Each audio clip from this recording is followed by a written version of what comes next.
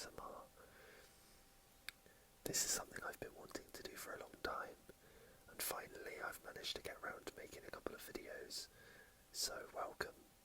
Sit back, relax, and enjoy some motorsport chat here on Formula ASMR. So I'm just going to start off talking a little bit about last week's Formula 1 race in Bahrain. It was a very interesting race. The back of the 2021 season, which everybody who enjoys Formula 1 and motorsport know all too well what happened and the controversy surrounding that, so we're not going to go into that today, but what we will do is just have a look at sort of the running order of Formula 1 for this season, and anyone who might be new to the sport or may have watched Drive to Survive or something like that in the last couple of weeks and are looking forward to getting into their first season of Formula 1.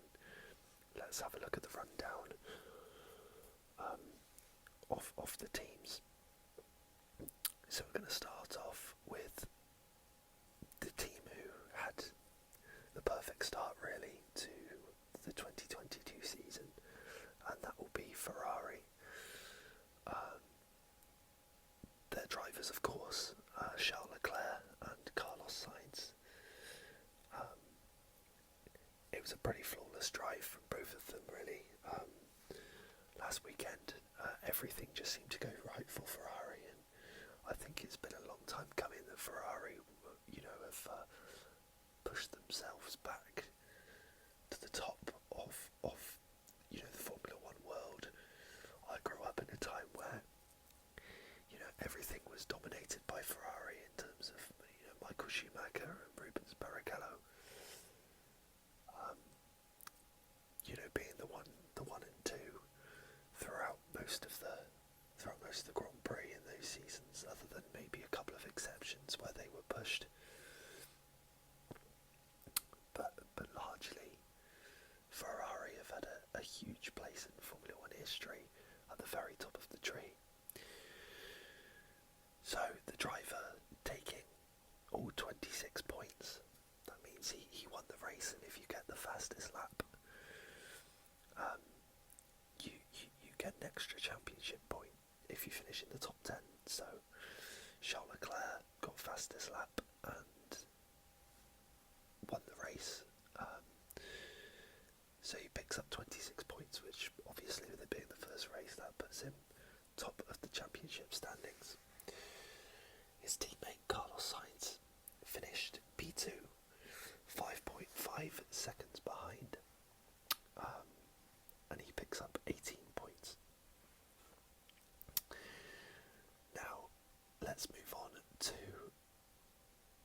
an interesting one that I think many people would have expected this team to come in and cause other teams many problems and sort of hit the ground running. Unfortunately, it's not been the case for Mercedes.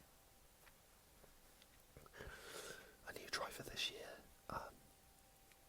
in the shape of George Russell, who of course has been part of their young driver program for a long time, but has been sort of learning his craft at Williams, and he had a very good season, sort of overperforming in a fairly poor car last season for Williams, and it got in the seat ahead of Valtteri Bottas this year.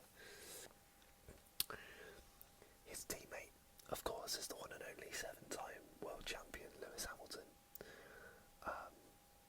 and you could say that Mercedes got pretty lucky to finish where they did. Lewis Hamilton came through in 3rd place and George Russell came through in 4th. But anybody who watched the Grand Prix will know full well that there was Mercedes were extremely fortunate to have a car finish on the podium that day. And I'll quickly go through the rest before we talk about what happened. So P5, absolutely fantastic finishing position for Kevin Magnussen, his first race back with Haas in a few years, and for him to come back and hit the ground running like that, I think is absolutely fantastic. I think, you know, the people who knew Kevin Magnussen before were all too happy for him to return, and yeah, a fantastic result for Haas and Kevin Magnussen. P6 was Valtteri Bottas, who really pushed his old team Mercedes. You know, he started on the same row as George Russell, I think, in qualifying, which was very, very interesting indeed. And the Alfa Romeo is looking fairly good, so it'll be interesting to see how they get on. P7 was Esteban Ocon. We had Yuki Tsunoda in AlphaTauri, finished P8. Fernando Alonso picks up 2 points in the other Alpine in 9th, and then picking up the final championship point on his race debut was Zhou Guanyu in the other Alfa Romeo. I'm going to quickly touch on the downfall of McLaren. Really, they had a really poor weekend. They looked really good in testing in Barcelona, which I believe was the first test of the winter, and they looked fairly good. And you know, they got to Bahrain and everything seemed to sort of go downhill from there, really. So it was a 14th and 15th for McLaren, who have been having problems with their brakes. So with a bit of luck, in the next couple of races or so, I believe they'll slowly start to sort things out. And then finally, let's get on to the story of the day, which was the double DNF. That stands for did not finish, if you're not a fan of motorsport, for Sergio Perez and Max Verstappen. Both Red Bull drivers who are coming off the back of Max Verstappen's World Championship win last year, of course. They didn't win the Constructors' Championship, that went to Mercedes. But, yeah, it was an absolute disaster for Red Bull. Verstappen was pushing Leclerc for a long way in the race, and you know, it really didn't end up going well for him when after a pit stop he was dropped by the jack man in the pit lane, and something went wrong with his steering, which ended up causing issues to the car, I believe, and ultimately finished with Max Verstappen having to retire, which means he finished with no points. And then I believe a lap later, towards the final lap of the race, Sergio Perez was fighting Lewis Hamilton for position. He spun, and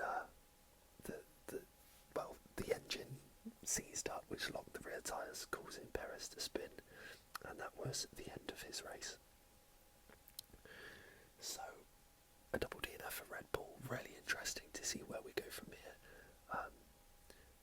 But yeah, tune into qualifying, which is, as at the time of making this video, qualifying is tonight, and I'd really like to hear any of your opinions on who you think may win the World Championship this year. I'm going to go out and say I think Charles Leclerc will end up winning it. But if anyone's got any differing opinions, I'd love to hear them. So thank you very much for watching, and if there's any video requests or anything like that, if there's anything